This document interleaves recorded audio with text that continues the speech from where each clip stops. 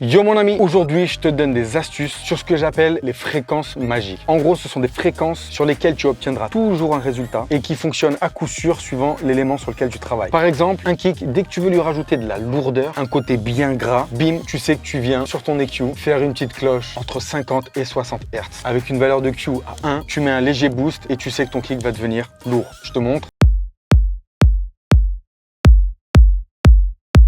Sur une voix par exemple, la fréquence magique pour moi c'est 3000 Hz. En gros, dès que je veux mettre la voix au premier plan, bim, je viens booster à 3000 Hz. Et si au contraire, je veux rentrer ma voix dans le mix, je viens à 3000 Hz et je creuse. Regarde. I can't slow down, shouting loud. I can't slow down, shouting loud. I can't slow down, shouting loud. Autre exemple, sur une snare, quand tu veux lui rajouter du corps, de la frappe bien lourde, tu sais directement, tu prends ton EQ et tu viens booster autour des 300 Hz. C'est là que tu retrouveras tout le corps d'une snare.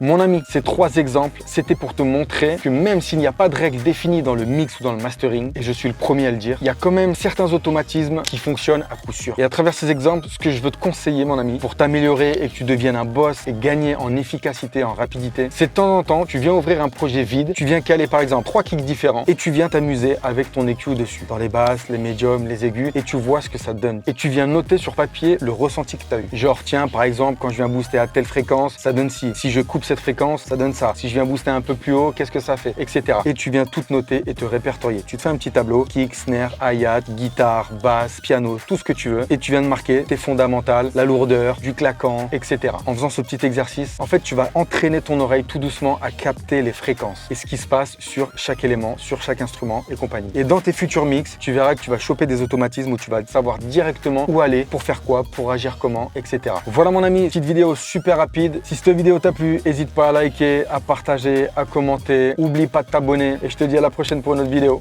Boum!